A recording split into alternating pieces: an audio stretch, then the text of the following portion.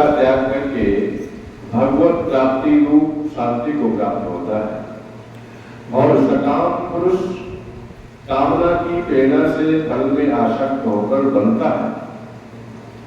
बोले कृष्ण भगवान की जय। भगवान श्री कृष्ण निष्काम और सकाम कर्म का अंतर कर रहे हैं आप। इसमें क्या अंतर होता है सकाम कर्म और निष्काम कर्म? बहुत ज्ञान की बातें यहाँ पर हो रही है और ये जीवन में आ जाए तो मनुष्य को भक्ति में जीवन जीने की कला आती है। भक्ति उसके अंदर अपने आप समाहित होने लगती है। तो ज्ञान से परिपूर्ण जब भक्ति जब जीवन में सजती है तो भक्ति जो गौड़ी अवस्था से ऊंची अवस्था में प्राप्त करती है। यहाँ पर यही बात बता रहे हैं कि निष्काम और सकाम कर्मों का अंतर कर रहे हैं। कहते हैं कि कर्म करने से मनुष्य को अपने मन के समस्त मल का परिचय मिल जाता है, जो उसे कभी शांति प्राप्त नहीं होने देता। कर्म करने से ही मन का समस्त मल धुल सकता है।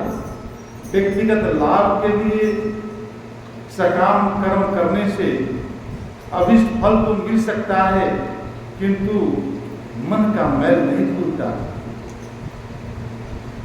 मल होने के कारण सकाम कर्म करने वाले मनुष्य को शांति नहीं मिलती।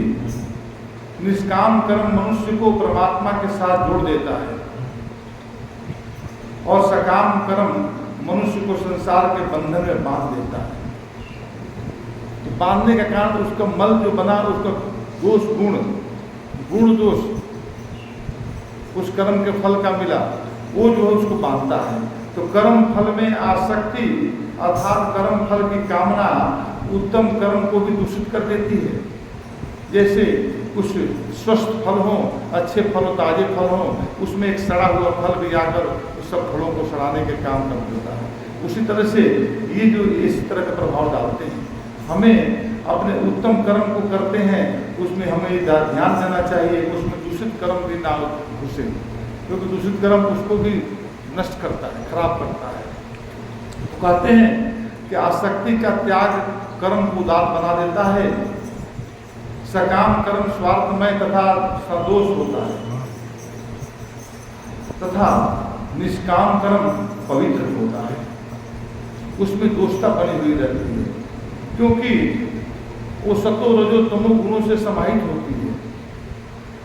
तो उसको उसमें जो है उसका जो है गुण से प्रभाव, जो दोष और गुण जो है उसमें प्रकट होने लगते हैं। और कहते हैं कि निष्काम कर्म पवित्र होता है, इसमें पवित्रता आ जाती है, क्योंकि इसमें वो कुछ करता है नहीं, अपने कर्मों को समर्पित कर दिया। अगर जो है समर्पित कर दिया तो क्या होता है कि आसक्ति और कामना का त्याग मनुष्य को रूपांतरित कर देता है और परम शांति प्रदान कर देता है। निष्काम कर्म द्वारा चित्त शुद्धि होने पर आत्म तत्व की प्राप्ति हो जाती है तथा वो अविचल शांति सुलभ हो जाती है। कर्मयोगी परमात्मा को प्रसन्न करने के उद्देश्य से कर्म करता है। निष्काम कर्म तभी आती है, वो परमात्मा के लिए करता है, वो अपने लिए नहीं जीता है। कहते हैं कि प्रत्येक कर्म ईश्वर अर्पण करने से उसके सभी कर्म ईश्वर की पूजा हो जाता है। कर्म ही पूजा बन गया है। इच्छा रहित फल की इच्छा रहित किए हुए जितने भी सत्कर्म हैं वो निष्काम कर्म, और फल की इच्छा रखते हुए जितने भी आप चाहे सत्कर्म करिए चाहे और वैसे कर्म करिए, वो जो है आपको सकाम। और बताते हैं कि उसे देवी इच्छा रहित कर्म करिए, देवी शांति सुलभ हो जाती है, दैविक संपत्ति की शांति सुलभ हो जाती है। कामना से प्रेरित होकर कर्म करने वाला मनुष्य सफल होकर भी सफल हो जाता है, लेकिन वासना चिंता वासना उसे भोगने की वासना बनी रहती है। चिंता रहता है कि कहीं ये जल्दी हमारे हाथ से छूट ना जाए, दूर ना हो जाए, भय बना रहता है, कोई लोग लेकर भाग मत जाए।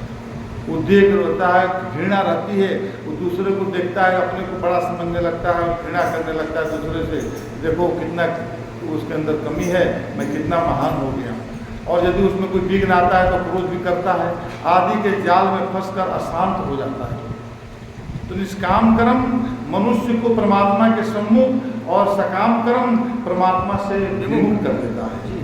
यही यहाँ पर बताते हैं, आगे बताते हैं।